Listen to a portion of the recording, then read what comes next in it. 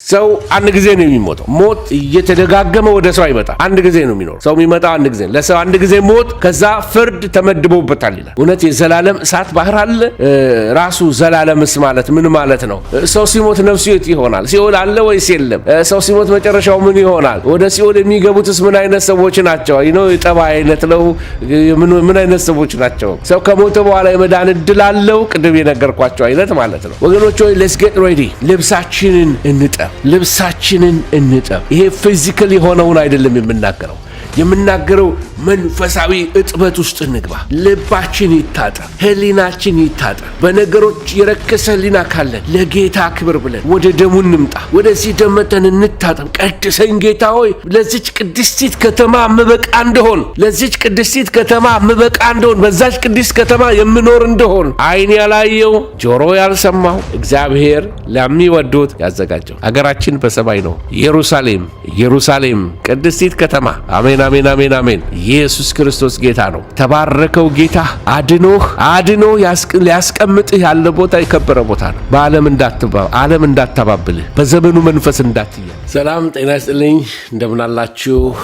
የጌታ ሰላምና ጸጋ ይብዛላችሁ። እንግዲህ ዛሬ እግዚአብሔር ቃል አብረን የምንመለከተው ክፍል ስለ አዲሲቱ ኢየሩሳሌም ይሆናል። ስለ አዲሲቱ ኢየሩሳሌም ከመናገሬ በፊት ግን አንዳንድ ነገሮች ላሳያቸው የምፈልጋቸው ነገሮች አሉ። ከዛ ከአዲሲቱ ኢየሩሳሌም በፊት ስለ ጌታ መምጣት ብቻ ሳይሆን ስለ መሞት ትንሽ ልንገራችሁ። ሞት አስፈሪ ነው አይደለም? ሞትን የማይፈራ የለም። ብዙ ሰዎች ሞት ይፈራሉ። ብዙ ሰዎች በጣም ሞት ይፈራሉ። በተለይ የጌታ ያልሆኑ ሰዎች በጣም ሞት ይፈራሉ። ስለዚህ የተማረ ሰው ይሞታል፣ ያልተማረ ይሞታል፣ ወጣት ይሞታል፣ ሽማግሌ ይሞታል። አሳዛኝ በሆነ መንገድ ህፃናት ይሞታሉ። ሰዎች ታሞ ይሞታሉ፣ በድንገት ይሞታሉ፣ በሰው ይሞታሉ። ስለዚህ ሰው በተፈጥሮ ሞትን ይፈራል። ሞት ያላስለቀሰው ሰው የለም። ሞት ማለት መለየት ነው። ስጋ ከነፍስ ሲለይ አካላዊ ሞት ነው። ነፍስ ከአምላኳ ስትለይ ምን ይባላል? መንፈሳዊ ሞት ነው። ስለዚህ ሞትን ማወቅ አለብን ልላችሁ። እንግዲህ መጽሐፍ ቅዱስ ሞት ለሰው ልጆች ሁሉ እጣ ፈንታ የሆነው በኃጢአት ምክንያት እንደሆነ ይነግረናል። ሮሜ 6:23 ላይ የሚነግረን ሞት በአንድ ሰው ምክንያት ነው የገባው አይደለም? በአዳም ምክንያት። ስለዚህ ዓለም ሁሉ ከሞት አያመልጥም። ምክንያቱም ሁሉም ኃጢአትን ሰርተዋል፣ የእግዚአብሔርን ክብር ጎድሏቸዋል። ስለዚህ ይሄ ሮሜ 5:12 የሚናገረው ነገር አስቀድሞ እንግዲህ እግዚአብሔር ነግሮታል። አዳም ሞትን ትሞታላችሁ ብሎ አስቀድሞ ነግሮታል። ስለዚህ አስጠንቅቆት እያለ አዳም የተከለከለውን በመብላቱ እግዚአብሔርን በደለ። ስለዚህ ስለ ሞት ስናስብ መጀመሪያ ወደ አእምሯችን የሚመጣው አካላዊ ሞት ነው። መጽሐፍ ቅዱስ ግን 3 አይነት ሞቶች እንዳሉ ያስተምረናል። አካላዊ ሞት እንዳልኳቸው መጀመሪያ አንድ ሰው የነፍስ ከስጋ መለየት ሲሆን፣ በተለይ በህመም ይሞታል። ሰው ቅድም እንዳልኳቸው አደጋ ይሞታል። አርጅቶ እድሜ ጠግቦ እንደ ዳዊት እድሜ ጠግቦ ይሞታል። ደስ ይላል። የልጅ ልጅ አይቶ ባርኮ የልጅ ልጆቹን እንደነ ያዕቆብ እንደነ አብርሃም በቃ ባርከው በመልካም ሽምግልና ወደ እግዚአብሔር ተሰበሰበ ይባላል። ይህ ጤነኛ አሟሟት ነው። በጣም ደስ የሚል አሟሟት። ባልጋው የልጅ ልጅ አይቶ ባርኮ የሚሄድ በጤና ኖሮ ማለት ነው። ስለዚህ አዳም ከአፈር ተሰርቶ ወደ አፈር እንደሄደ ሁሉ የሰው ዘር በሙሉ የተመደበለት ይሄ ነው። ስለዚህ ስንሞት በውስጣችን አንድ ነገር ህይወት ያንቀሳቀሰን የነበረ ነገር ወጥቶ ይሄዳል። ነፍስ ወይ መንፈስ ብትሎት ከስጋችን ተለይቶ መኖሩን የሚቀጥል ሌላ በውስጣችን እግዚአብሔር ያለብን የህይወት እስትንፋስ ያ ወደ እግዚአብሔር ይወሰዳል። አፈር ነህና አዳም አንተ ግን ወዴት ትመለሳለህ? ወደ አፈር ትመለሳለህ ይለዋል። ስለዚህ ታዲያ አንድ ሰው ሲሞት መንፈሱ ምን ይሆናል? መጽሐፍ ቅዱስ ምን ይለናል? መንፈሳቸው ትወጣለች። ሌላው የእንስሶችን ሲናገር ወደ መሬታቸው ይመለሳል ይላል። የሰው ነፍስ ደግሞ ወደ ፈጣሪው ይሄዳል ይላል። ለዚህ አንድ ሰው ሲሞት መንፈሱ መንፈሳዊ ፍጥረት ሆኖ በሌላ ዓለም መኖሩ ወይንም ደግሞ በእግዚአብሔር ዘንድ መኖሩ አይቀርም። ስለዚህ የማይሞት ነገር ውስጣችን አለ። የሰው መንፈስ አይሞትም፣ ዘላለማዊ ነው፣ የሚቀጥል ነው። ከእግዚአብሔር የወጣ የተባለ ነገር የእግዚአብሔር ህይወት ወደ ውስጣችን አንዴ ከገባ አይሞትም። ሰይጣን ለዘላለም የሚቃጠለው የእግዚአብሔር እስትንፋስ ወይም እግዚአብሔር ስለፈጠረው ነው። ከእግዚአብሔር የተፈጠረ ነገር ሁሉ አይሞትም። ስለዚህ ሰው ይቀጥላል መኖሩ ነው። ይሄ ስጋ ግን ከአፈር ስለተሰራ ወደ አፈር ይገባል። መጽሐፍ የሚነግረን ይሄንን ነው። መክብብ 12:7 ላይ ወደ ሰጠው ወደ እግዚአብሔር ይመለሳል ብሎ ይናገራል። በጥንት ዘመን ፈላስፎች ነበሩ፣ እንደ ሶቅራጥስ፣ እንደ ፕሌቶ ቢባሉ በፍልስፍና ነፍስ ልትወለድ ትችላለች፣ ልትጾም ትችላለች፣ ልትጠገብ ትችላለች፣ ልትራብ ትችላለች የሚሉ ፍልስፍናዎችን ለሰው ልጆች ያስተምሩ ነበር። ነገር ግን እውነቱ መጽሐፍ ቅዱሳችን የሚያስተምረናል። ለዚህ አንድ መስመር አስመረን እንነጋገር። ሰው ሞትን ማምለጥ አይችልም። ሰው በራሱ ጥበብ የፈለገ ራሱን በዳይት ይጠብቅ፣ በስፖርት ይጠብቀው፣ በተመቸ አገር ይኑር፣ የትም ይኖር፣ ሞትን ማምለጥ የሚችል ሰው ማንም የለም። ሌላው ደግሞ የመኖር አንዱ ፋክት ነው። በቃ የኑሮ ፋክት ነው፣ ገሃድ ነው፣ እውነት ነው። ስለዚህ አንድ ሰው ይኖራል፣ እድሜውን ጨርሶ የተመደበለትን ጊዜ ጨርሶ ይሞታል። ሰዎች በጣም ሀብታም ሲሆኑ፣ ሰዎች በጣም ባለጠጋ ሲሆኑ፣ ሰዎች ሁሉ ነገር ስሙዝ የሄደላቸው ሲመስላቸው የሚሞቱ አይመስላቸው። ስለዚህ እግዚአብሔርን አይፈልጉት። ወገኖች ሆይ ከሰው ዘር ያልሞቱ ሄኖክና ኤልያስ ብቻ ነው የነበሩት። መጽሐፍ ቅዱስ እንደሚነግረን ዘፍጥረት 5 እና 2 ነገሥት 2 ላይ አለላቸው።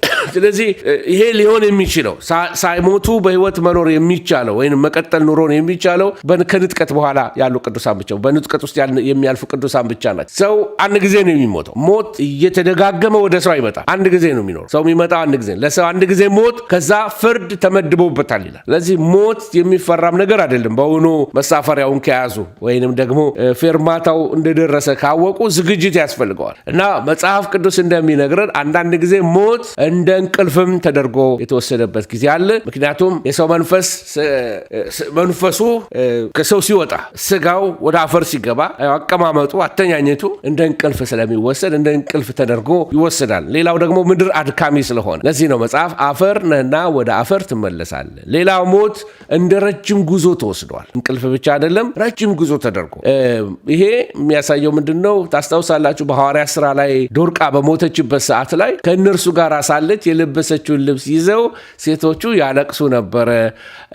አካሏ አጠገባቸው ቢሆን ዶርቃ ግን አጠገባቸው አልነበረች። ስለዚህ ከእነርሱ ጋር ሳለች ይላል፣ የለችም ማለት የሆነ ጉዞ ሄዳለች። አዘ ጀርኒ ሞት እንደ ጀርኒ ይወሰዳል። ለዚህ ነው ብዙ ሰዎች አሁን ተለይተውን ሄዱ ይባላል፣ ወደ ጌታ ሄደ ይባላል። ጳውሎስ ይህንን በፊልጵስዩስ 1:23 ላይ ጳውሎስ ምንድነው ሞትን እንደ ጉዞ ነው፣ ሊሄድ ከጌታ ጋር ልኖር እናፍቃለሁ ይላል። መጽሐፍ ቅዱስ ሌላ የሚሰጠን ምሳሌ ድሃው አልዓዛር በሞተበት ጊዜ ላይ መልአክ ተሸክመው ወደ አብርሃም እቅፍ ወሰዱት። ጀርኒ ጉዞ አድርገው ነው የሚያሳዩት። ስለዚህ ሞት እንደ ጉዞ ነው። ከዚህኛው ዓለም ወደ እግዚአብሔር መንግስት የዳሩትን ይወስዳሉ። ስለዚህ መልአክ ተሸክመው መውሰዳቸው የሚያመለክተን ይህንን ድሃውን አልዓዛርን ጉዞን ነው የሚያመለክተን እና አይዟችሁ አትፍሩ፣ ስለ ሞት ተስፋም አለው። ፊት ለፊት አይን ለአይን ከኢየሱስ ጋር መተያየት ነው ሞት። ሌላው ደግሞ ሊሄድ ከጌታ ጋር ፊት ለፊት ላየው እወዳለሁ ይላል። ዛሬ በገነት ከኔ ጋር ትሆናለህ ሉቃስ 23:43 ላይ ታስታውሳላችሁ አይደለም? ስለዚህ ከጌታ ጋር ፊት ለፊት የመተያየት ቦታ ይሆንልናል። ሌላው ደግሞ ለአንዳንዶቹ ላላመኑት ሞት ምንም መጽናኛ የለው። ላላመነ ሰው ሞት መጽናኛ የለው። ሞት የፍርድ ቦታ ነው። በቃ የዘላለም ጥፋት ነው የሚሆነው። ሰው ንስሐ ሳይገባ ሲሞት፣ ሰው ከእግዚአብሔር ጋር ሳይታረቅ ሲሞት ኢተርናል ዳሚኔሽን፣ ለዘላለማዊ ኩነኔ ውስጥ፣ ዘላለማዊ ፍርድ ውስጥ፣ ዘላለማዊ የሆነ ኩነኔ ውስጥ ይገባል። ከዛ የሚያወጣው ምንም ነገር የለም። ሲኦል በጣም አሰቃቂ ስፍራ ነው። መጽሐፍት ሁሉ ይመሰክሩልናል።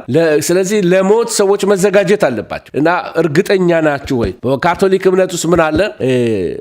አስተምህሮታችን ይስተካከል፣ መረዳታችሁ ትክክለኛ መሆኑን ለማረጋገጥ ነው ይህን ትምህርት ማስተምረው። ምክንያቱም አንዳንዶቻችን ከተለያየ ባክግራውንድ ነው የመጣነው። በካቶሊክ ባክግራውንድ መንጽኤ ሞታን የሚባል ፑርጋቶሪ፣ በጣሊያንኛ ፑርጋቶሪዮ ይሉታል።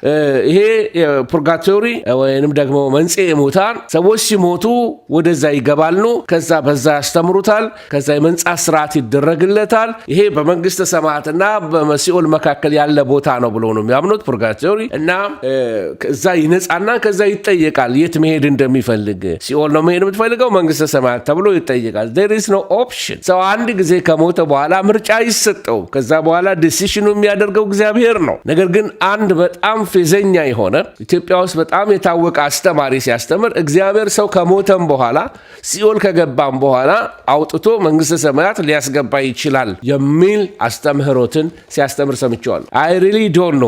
በምድሪቱ ላይ ብዙ አስተማሪዎች አሉ። ነገር ግን እንዲህ አይነት ደፋር አስተማሪዎች እየመጡ ነው ያሉት። ስለዚህ ከሞትክ በኋላ ፑርጋቶሪ ገብተህ ትወስናለህ ሳይሆን የመዳን ቀን ዛሬ ነው። ምናልባት ጌታን ሳትቀበሉ ንስሐ ያልገባችሁ ከእግዚአብሔር ጋር ያልታረቃችሁ ሰዎች ካላችሁ ብላችሁ ነገ ከሞትኩ በኋላ የሚለውን ከንቱ ትምህርት ሰምታችሁ ከሆነ ከሞትክ በኋላ እድል የለም። አንድ ጊዜ ትኖራለህ፣ ከዛ በኋላ ምላሽ ትሰጣለህ። ከዛ በኋላ ምንም ኦፕሽን የለም። ሬሳ ተራምዶ ያንተ ሬሳ ተራምዶ መሄድ እንደማይችል ሁሉ ከሞትክ በኋላ ውሳኔ የሚያደርግልህ እግዚአብሔር ነው። ዳትሴት እግዚአብሔር ዘመን ሰጥቷል፣ ጊዜ ሰጥቷል። በምድር ላይ በኖርክበት ዘመን ያፈራው ፍሬ ይታያል፣ ኑሮ ይታያል። በክርስቶስ ኢየሱስ ደም ኃጢአት ያልታጠበ ከሆነ ለዘላለም ወደ ጥፋት ይሄዳል። ስለዚህ መዳን በሌላ በማንም የለም ብለን ትላንትናም የተናገርነው ከዚህ ወስደን ነው። ዕብራውያን 5:8-9 ላይ የሚነግረን ይህን ነው። የመዳን ሰዓት አሁን ነው፣ የመዳን ቀን ዛሬ ነው ይለናል መጽሐፍ ቅዱስ። እንግዲህ ስለ ሲኦል ደግሞ ስለ ሞት ትንሽ ነገርኳችሁ ዳሰሳ። አሁንም ስለ ሲኦል ደግሞ ስንመለከት ብዙዎች ከሞት በኋላ ሲኦል የለም የሚሉ አስተማሪዎች አሉ። ግን ብዙዎች ጥያቄ ያላቸው ሰው ሲሞት ነፍሱ ስትወጣ ምን ይሆናል? ከህይወት በኋላ ህይወት አለ? መንግስተ ሰማያት ምን ትመስላለች? ሲኦል እውነት ነው ወይስ ምሳሌያዊ ነው? አንዳንድ ሰዎች ምሳሌያዊ ነው ይላል። አሁን እግዚአብሔር ፍቅር ሆኖ ሰዎችን በእሳት ያንጨረጭራቸዋል? እውነት የዘላለም እሳት ባህር አለ? ራሱ ዘላለምስ ማለት ምን ማለት ነው? ሰው ሲሞት ነፍሱ የት ይሆናል? ሲኦል አለ ወይስ የለም? ሰው ሲሞት መጨረሻው ምን ይሆናል? ወደ ሲኦል የሚገቡትስ ምን አይነት ሰዎች ናቸው? የጠባ አይነት ነው? ምን አይነት ሰዎች ናቸው? ሰው ከሞተ በኋላ የመዳን እድል አለው? ቅድም የነገርኳቸው አይነት ማለት ነው። እነዚህን የመሳሰሉ ብዙ ጥያቄዎች ሰዎች ይጠይቃሉ፣ ይልኩልናል። በጥያቄያቸውም የስ ለብዙ ነገር መልሱ የስ ነው። ሲኦል አለ። በይሁዲ እምነት ውስጥ ሲኦል እንዳለ ያስተምራሉ። ሲኦል ይሉታል እና አለ። ግን አንዳንዶች እንደ ራባዮቹ ነው። ራባዮቹ ደግሞ አተረጓጎማቸው ይለያያል ከምኩራብ እና ከአንድ ዓመት በላይ አይቀጣም ይላሉ። ሲኦል ይገባል ሰው ይላሉ አይሁዶቹ። አንዳንድ ራባዮቹ አያምኑም። አሁንም ሰው ሲሞት መንግስተ ሰማያት እንላለን እንጂ ዛሬ መንግስተ ሰማያት ነዋሪዎች እንደሆንን አገሩን እንደሚናፍቅ ሰው አልሆንም። ልክ ተበትኖ ተልቆ ሌላ ሀገር እንደቀረ ልጅ ልንሆን ነው። አገር አላቸው፣ ጌታ አላቸው፣ ንጉሥ አላቸው እያልኳቸው ነው። በዛ የሚመጣ ጌታ ለአንድ ቀን መጥቶ ፊት ለፊት ታዩታላችሁ፣ ይወስዳችኋል፣ ይወስደናል እያልኩኝ ያስተማርኳችሁ ነው ያለሁት ወገኖች። መጽሐፍ ቅዱስ ሲነግረን እንግዲህ ይሄ አሁን ያለንበት ሰማይና ምድር ምን ይሆናል? ያልፋል፣ በደንብ ያልፋል። አልፈም የሚሏችሁ ያልፋል። በበቂ የእግዚአብሔር ቃል ማስረጃ እንነግራቸዋለን። ስለዚህ 1000 ዓመቱ ልክ ሲደመደም ሰማያት በታላቅ ቁጣ በታላቅ እሳት ተቃጥለው ያልፋሉ። ከዛም ደግሞ ምን ይላል? ሰማያት መዝሙረ ዳዊት ምዕራፍ 102 ላይ ቁጥር 25 ላይ ባካችሁን ጥቅስ ያዙ፣ ለሚሞግቷችሁ መልስ ይሆናችኋል። ሰማያት ይጠፋሉ፣ ሰማያት እንደ ልብስ ያረጃሉ፣ ሰማያትን ትለውጣለህ፣ ሰማያትን ትጠቀልላቸዋለህ ይለናል መጽሐፍ ቅዱስ እኮ። ሰማያት በፊቱ ሸሹ ይላል መጽሐፍ ቅዱስ። አዲስ ሰማይ አዲስ ምድር ይመጣል ብሎ መጽሐፍ ቅዱስ ያስተምረናል። ስለዚህ ትምህርታችን በእግዚአብሔር ቃል መሆን አለበት። አንዳንዶች ይመጡና ኖ ሰማይ ማለት እኮ ብሎ ሊተረጉሙት ይሞክራሉ። ሲያቅታቸው ወደ ትርጉም ይመጣሉ። ሊትራል ኢንተርፕሬቴሽን መሄድ አይችሉ።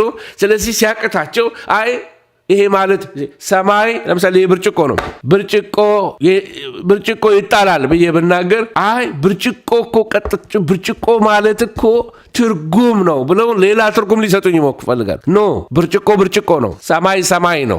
ሰማይ ነው። ሰማይ አለስ መጽሐፍ ቅዱስ ሰማይ ስላችሁ ይህን ማለቴ ነው እስካላለኝ ድረስ። ስለዚህ ሰማያት በታላቅ ቁጣ ያልፋሉ፣ ይጠቀለላሉ፣ ሰማያት ይሸሻሉ። መጽሐፍ ቅዱስ የሚነግረን ይሄን ነው። 1000 ዓመቱ ሲደመደም የሚመጣልን ተስፋ ብዙ ነው። ክብር ለእግዚአብሔር ይሁን። ሰማያት በታላቅ ጩኸት ያልፋሉ። ምን አይነት ነገር ገጥሟቸው እንደሚጮህ አናውቅም። ግን እንደ የነጎድጓዶ አይነት በብዙ ነገር መልቲፕላይድ ሆነው በብዙ ጩኸት ድብልቅልቅ ያለ ጩኸት ተሰምቶ ሰማያት ያልፋሉ። ሰማያት ይላል በእሳት ይቀልጣሉ። ተመልከቱ የእግዚአብሔር ቃል 2 ጴጥሮስ 3:12 ላይ ሰማያት በእሳት ይቀልጣሉ። ሰማያት እንደ ጭስ ይበናሉ። ምድር ሸሸች ይላል ራዕይ 20 ቁጥር 11 ላይ ከሰማይ ወደ ምድር መጣ። ስለዚህ ሰማይ ያልፋል፣ ሰማይና ምድር ያልፋሉ፣ ቃሌ ግን አያልፍም። ይሄ ኢየሱስ ነው ያለው፣ እኔ የፈጠርኩት ቃል አይደለም። ስለዚህ ምድር አያልፍም፣ ሰማይ አያልፍም የሚሉ አስተማሪዎች አሉ። ሊከራከሩ ይችላሉ፣ ጥቅስ ሊመዙ ይችላሉ። እኔ ደግሞ ከ10 ከ15 በላይ ጥቅስ ሰጥቻችኋለሁ። እናንተ ውሳኔውን ለእናንተ ተዋለሁ። ምድር ሸሸች ይላል። ምድር ታልፋለች። ማቴዎስ 24:35 ማርቆስ 13:31 እነዚህን ጥቅሶች እናንተ ተመልከቷቸው። ቀጥሎ ደግሞ ምድርም ታልፋለች በድጋሚ መዝሙር 102 ላይ። ስለዚህ አንታለል በጠላት ወገኖች ሆይ let's get ready። ልብሳችንን እንጠብ። ይሄ ፊዚካል የሆነውን አይደለም የምናገረው መንፈሳዊ እጥበት ውስጥ እንግባ። ልባችን ይታጠብ፣ ህሊናችን ይታጠብ። በነገሮች የረከሰ ህሊና ካለን ለጌታ ክብር ብለን ወደ ደሙ እንምጣ። ወደዚህ ደመተን እንታጠብ። ቀድሰኝ ጌታ ሆይ ለዚች ቅድስቲት ከተማ ምበቃ እንደሆን በዛች ቅድስት ከተማ የምኖር እንደሆን ሃሌሉያ። የተቀለልኩ ስመጣ ደግሞ መጽሐፍ እንደዚህ ይላል፣ ዓይን ያላየው ጆሮ ያልሰማው እግዚአብሔር ለሚወዱት ያዘጋጀው። ፓስተር አስፋው በጣም ውስን በሆነ ጭንቅላቱ፣ ፓስተር አስፋው በጣም ውስን በሆነው የማሰብ ችሎታው ስለ መንግስተ ሰማያት ተናግሮ ሊጨርስ አይችልም። ሰው ነው ዓይንህ ያላየው ጆሮ ያልሰማው። ብዙ ሰባኪ ይነግሯል፣ ብዙ ነገር ሰምተሃል፣ ግን ዓይን ያላየው ጆሮ ያልሰማው እግዚአብሔር ለሚወዱት ያዘጋጀው ሰርፕራይዝ አለ። ሃሌሉያ! ሰርፕራይዝ አለ። There is a surprise in heaven. Whoa! እንዲህ መሆኑን ባቅኖርማ ብለህ ቃለ ቢስ ቃል ያጠረህ ትሆናለህ። በቃ ሲቃ፣ የደስታ ሲቃ ውስጥ ይገባል። በቃ በምን ላመስግነው ቃል የምታጣበት። ምናልባት ለዛ ይሆን እነ ዮሐንስ ገና ኢየሱስን ሲያዩ ዘፍ ይላሉ፣ ይወድቃሉ። በቃ በላዩ ላይ ክብራቸው፣ ወደ ክብር ውስጥ ገና ስትገባ ዘፍ የሚያደርግ የእግዚአብሔር ክብሩ ያገኝ በኢየሱስ ስም። ዓይናችሁን ይክፈት ወገኖች፣ የኔንም የእናንተንም ዓይን ይክፈት። እግዚአብሔር የታመነ መልካም አምላክ ነው። ክብር ለስሙ ይሁን። አሜን አሜን። ኢየሱስ ክርስቶስ ጌታ ነው። እስካሁን ድረስ ወገኖች ሆይ በዚህ ፈራሽና ድንኳን በሆነ ዓለም ነው የምንኖረው፣ ግን ዘላለማዊ ቤት ይጠብቀናል። ሀገራችን በሰማይ ነው። ኢየሩሳሌም ቅድስቲት ከተማ። አሜን አሜን አሜን አሜን። ኢየሱስ ክርስቶስ ጌታ ነው። ተባረከው ጌታ አድኖ ሊያስቀምጥህ ያለ ቦታ የከበረ ቦታ ነው። ዓለም እንዳታባብልህ፣ በዘመኑ መንፈስ እንዳትያዝ፣ እንዳትጥለው፣ በምድራዊ ነገር አትጣለው፣ በገንዘብ እንዳትጥለው፣ በጸጋ እንዳትሸቅጥ፣ ታማኝ አገልጋይ ሁንበት። የእግዚአብሔርን ክብር እንዳትነካ። ክብር የሱ ብቻ ነው። ዙፋን የሱ ብቻ ነው። ኃይል የሱ ብቻ ነው። ስልጣን የሱ ብቻ ነው። ማዳን የሱ ብቻ ነው። እውቀት የሱ ብቻ ነው። አንተ ዝቅ በል፣ በአንተ ይገለጥብህ ብቻ። ክብሩን እንዳትነካ፣ ደህንነትን እንዳትጥል፣ እስከ መጨረሻ ጽና። ድኛለው፣ ከአበጅ የሚያወጣኝ የለም እያሉ ዘፈን ቤት መሄድ አይቻልም። ዘፋኝነት፣ ሰካራምነት አያስገባም። እንደነዚህ ያሉት የእግዚአብሔርን መንግስት አይወርሱም። እናንተ አገር ቤት ያላችሁ ቅዱሳን ወገኖቼ፣ እየመረጥን እንሞዝቅ፣ እየመረጥን እንዝፈን የሚሉ ብዙዎች ተነስተዋል። በየሚዲያው እየለቀቁ ነው ያሉት።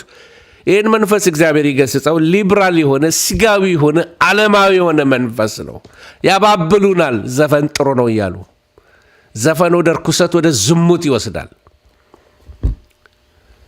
ከቶፒክ ልወጣ አልፈልግም፣ ግን ሰይጣን ሲያባብል ተመልከት። መንግስተ ሰማያት የለም፣ በቃ ሲኦል የለም፣ መንግስተ ሰማያት የለም፣ ንጥቀት የለም፣ ጌታ አይመጣም የሚሉ አባባይ ትምህርቶች ከዚህ ከተባረከው ተስፋ ሊያወጡ ዙሪያን እየከበቡ ነው። የሚመጣው ዘመን ደግሞ ፖስት ሞደርኒዝም ወይንም ድህረ ዘመናዊነት ስለሆነ ብዙዎች ተማርን፣ ብዙዎች ፍልስፍና አወቅን፣ ብዙዎች መጽሐፍት አገላበጥን ብለው ምስኪን ያልተማረውን ህዝብ፣ ምንም ማቀውን ምስኪን ህዝብ ከዚህ ከእውነት ወንጌል ሊያወጡት በጣም ይሯሯጣሉ።